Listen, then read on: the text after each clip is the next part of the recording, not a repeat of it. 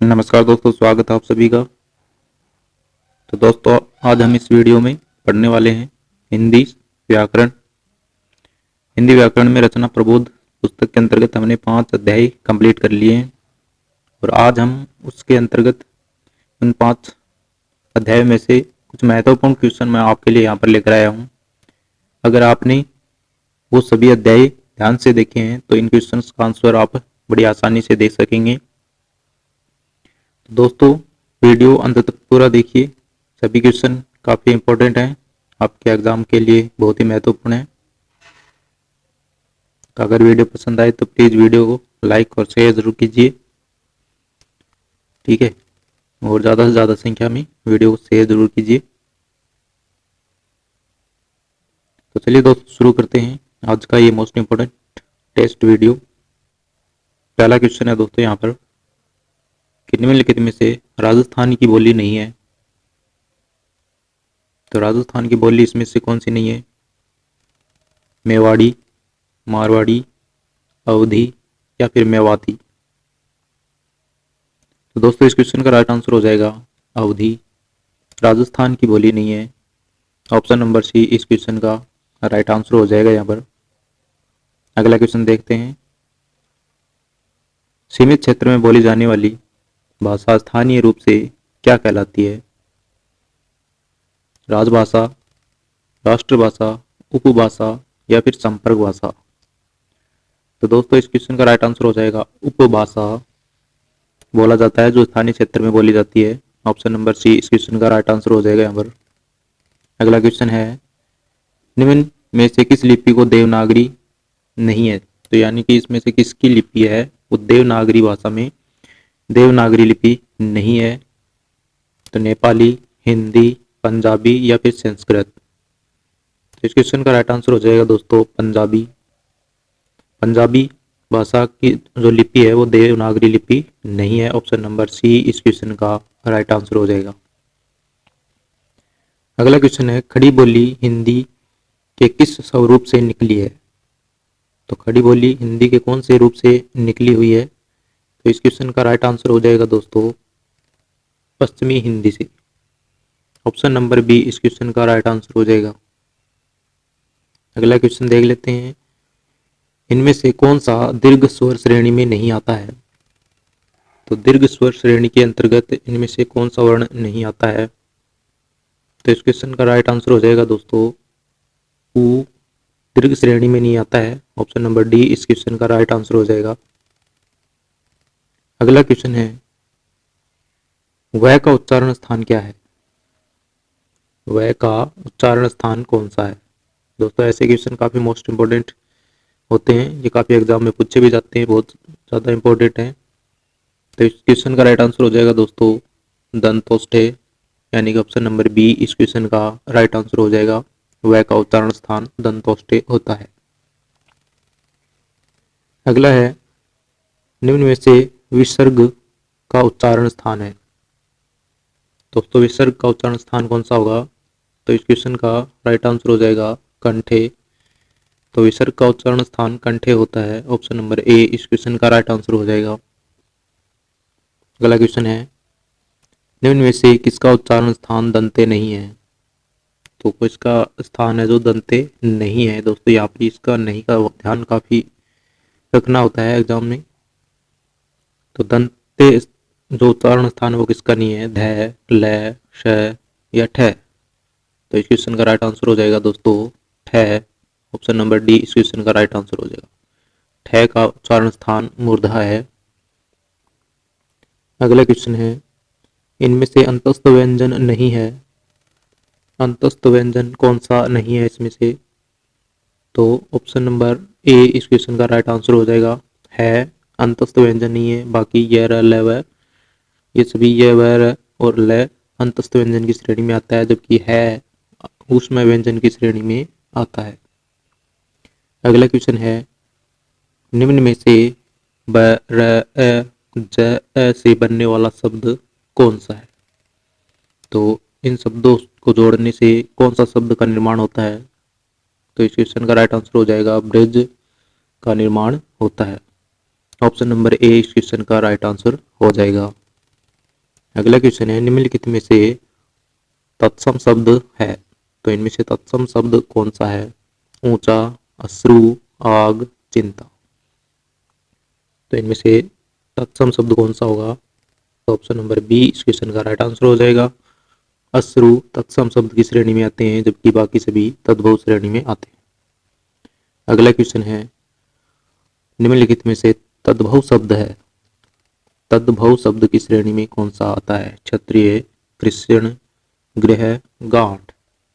तो इनमें से राइट आंसर कौन सा हो जाएगा दोस्तों? गांठ शब्द तद्भव की श्रेणी में आता है, बाकी सभी है वो तत्सम शब्द की श्रेणी में आते हैं।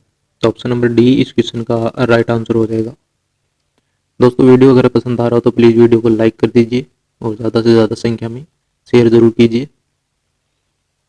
अगला क्वेश्चन है दोस्तों, निम्न में से देशज शब्द है, निम्नलिखित में से देशज शब्द कौन सा है? काच, ताकत, सपना या थान। तो इस क्वेश्चन का राइट आंसर हो जाएगा काच शब्द देशज शब्द की श्रेणी में आता है। ऑप्शन नंबर ए इस क्वेश्चन का राइट आंसर हो जाएगा यहाँ पर। अगला क्वेश्चन है, इनमें से योग रूढ़ शब्द का चयन कीजिए। तो यहाँ पे योग रूढ़ शब्द का चयन करना है, विद्यालय, दशानन, हल्दी या सावन। तो इनमें से योग रूढ़ शब्द कौन सा हो जाएगा? इनमें से योग रूढ़ शब्द कौन सा हो जाएगा? तो इसका राइट आंसर हो जाएगा दोस्तों दशानन। दशानन योग रूढ़ शब्द की श्रेणी में आता है। तो इस प्रकार से ऑप्शन नंबर बी इस क्वेश्चन का राइट आंसर हो जाएगा। अगला क्वेश्चन है, निम्न में से तत्सम शब्द नहीं है। तो यहाँ पर निम्न में से तत्सम शब्द नहीं है, तत्सम शब्द की श्रेणी में कौन सा नहीं आता है? नैन, निम्ब, पक्ष, पक्षी। तो इनमें से तत्सम शब्द कौन सा नहीं होगा? तो ऑप्शन नंबर ए इस क्वेश्चन का राइट आंसर हो जाएगा। नैन शब्द तद्भव की श्रेणी में आता है। अगला क्वेश्चन है हमारा, निम्न में से तद्भव नहीं है। तो निम्न शब्दों में से तद्भव शब्द कौन सा नहीं है वो बताना है। तो पिए, पत्थर, मोर, पूर्ण। तो इनमें से तद्भव शब्द नहीं है, तो पूर्ण शब्द है वो तद्भव श्रेणी में नहीं आता है। ऑप्शन नंबर डी इस क्वेश्चन का राइट आंसर हो जाएगा। अगला क्वेश्चन है, निम्न में से तत्सम शब्द है, निम्न में से तत्सम शब्द है। तो तत्सम शब्द कौन सा है? नेह, सांप, स्थल, हाथ। तो इसमें से राइट आंसर हो जाएगा स्थल शब्द है वो तत्सम शब्द की श्रेणी में आता है, जबकि बाकी तद्भव श्रेणी में आते हैं। अगला क्वेश्चन है, निम्न में से देशज शब्द नहीं है, निम्न में से देशज शब्द नहीं है, कौन सा इनमें से देशज शब्द नहीं है? कपास, उद्यम, जगह, चिकना। तो इनमें से राइट आंसर हो जाएगा दोस्तों जगह शब्द है वो देशज शब्द की श्रेणी में नहीं आता है। ऑप्शन नंबर सी इस क्वेश्चन का राइट आंसर हो जाएगा। अगला क्वेश्चन है, निम्नलिखित में से विदेशी शब्द नहीं है। तो इनमें से विदेशी शब्द कौन सा नहीं है? शेर, बटन, ताला या दुनिया।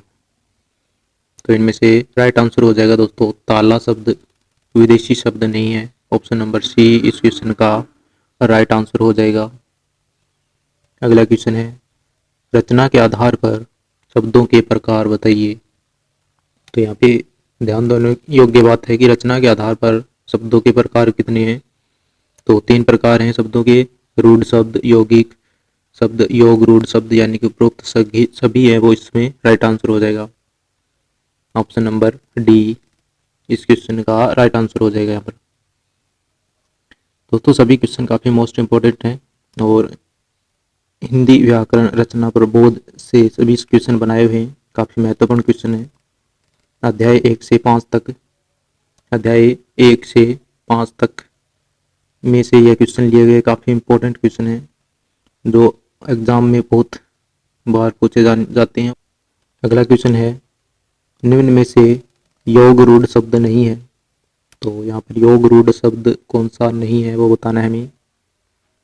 तो जलज, घनश्याम, प्रेम सागर, गजानन। तो दोस्तों इस क्वेश्चन का राइट आंसर हो जाएगा प्रेम सागर योग रूढ़ शब्द की श्रेणी में नहीं आता है, यह यौगिक शब्द की श्रेणी में आता है, यौगिक शब्द की श्रेणी में आता है। तो ऑप्शन नंबर सी इस क्वेश्चन का राइट आंसर हो जाएगा। अगला क्वेश्चन है, प्रयोग के आधार पर शब्दों के कितने प्रकार हैं? प्रयोग के आधार पर शब्दों के कितने प्रकार हैं? तो इस क्वेश्चन का राइट आंसर हो जाएगा दोस्तों, प्रयोग के आधार पर शब्दों के प्रकार 2 प्रकार होते हैं। ऑप्शन नंबर सी इस क्वेश्चन का राइट आंसर हो जाएगा। 2 प्रकार विकारी और अविकारी शब्द होते हैं। उसके बाद अगला है, निम्न में से संज्ञा शब्द का भेद नहीं है। निम्न में से संज्ञा शब्द का भेद नहीं है। तो संज्ञा के दोस्तों कितने भेद होते हैं वो हमें कमेंट्स करके जरूर बताइए दोस्तों आप। तो यहाँ पर इस क्वेश्चन का राइट आंसर हो जाएगा गुणवाचक जो है वो इस क्वेश्चन का राइट आंसर हो जाएगा। यह गुणवाचक संज्ञा का भेद नहीं है। ऑप्शन नंबर सी इस क्वेश्चन का राइट आंसर हो जाएगा। अगला क्वेश्चन है, बंधु शब्द में संज्ञा है। तो बंधु शब्द में कौन सी संज्ञा पाई जाती है? तो इस क्वेश्चन का राइट आंसर हो जाएगा जातिवाचक संज्ञा बंधु शब्द में पाई जाती है। ऑप्शन नंबर बी इस क्वेश्चन का राइट आंसर हो जाएगा। अगला क्वेश्चन है, निम्न में से भाववाचक संज्ञा कौन सी है? तो किस शब्द में भाववाचक संज्ञा पाई जाती है? ऑप्शन नंबर सी इस क्वेश्चन का राइट आंसर हो जाएगा सर्वस्व में भाववाचक संज्ञा पाई जाती है। अगला क्वेश्चन है, किस शब्द में निश्चयवाचक सर्वनाम है? तो निश्चयवाचक सर्वनाम किस शब्द में है? ऑप्शन नंबर सी इस क्वेश्चन का राइट आंसर हो जाएगा वह शब्द में निश्चयवाचक संज्ञा पाई जाती है। अगला क्वेश्चन है कि संरचना के आधार पर क्रिया के कितने भेद हैं? मोस्ट इंपोर्टेंट क्वेश्चन है दोस्तों, संरचना के आधार पर क्रिया के भेद कितने पाए जाते हैं? तो इस क्वेश्चन का राइट आंसर हो जाएगा दोस्तों 5 भेद पाए जाते हैं। ऑप्शन नंबर बी इस क्वेश्चन का राइट आंसर हो जाएगा। अगला क्वेश्चन है, निम्न में से विशेषण का प्रकार नहीं है। तो इनमें से विशेषण का प्रकार कौन सा नहीं है? गुणवाचक, जातिवाचक, व्यक्तिवाचक या परिमाणवाचक? इस क्वेश्चन का राइट आंसर हो जाएगा दोस्तों जातिवाचक है वो विशेषण का प्रकार नहीं है। ऑप्शन नंबर बी इस क्वेश्चन का राइट आंसर हो जाएगा। विशेषण के कितने भेद होते हैं वो भी आप हमें कमेंट करके जरूर बताइए दोस्तों। अगर आपने पीछे के 5 अध्याय पढ़े हैं तो जरूर आप बता पाएंगे। अगला क्वेश्चन है कि संज्ञा शब्द के पद परिचय में क्या नहीं बताया जाता? तो संज्ञा शब्द के परिचय में जब पद का या फिर पद परिचय किया जाता है तो उसमें संज्ञा के शब्द के पद परिचय में किसके बारे में नहीं बताया जाता है? तो लिंग है, वचन, काल, संज्ञा का प्रकार। तो इसमें काल के बारे में नहीं बताया जाता है। ऑप्शन नंबर सी इस क्वेश्चन का राइट आंसर हो जाएगा। अगला क्वेश्चन है दोस्तों कि तेज दौड़ती हुई गाय को उसने पकड़ लिया। एक वाक्य दे रखा है, तेज दौड़ती हुई गाय को उसने पकड़ लिया। उक्त वाक्य में तेज शब्द पद क्या है? तो ये बताना है तेज पद क्या है। तो इस क्वेश्चन का राइट आंसर दोस्तों आप कमेंट करके हमें जरूर बताइए। ठीक है, काफी मोस्ट इंपोर्टेंट क्वेश्चन थे यहाँ पर दोस्तों। अगर वीडियो पसंद आए तो प्लीज वीडियो को लाइक कर दीजिए और चैनल को सब्सक्राइब करके बेल आइकन जरूर दबा लीजिए अगला वीडियो जिससे आपको प्राप्त हो जाएगा। तो इस वीडियो में इतना ही दोस्तों, धन्यवाद।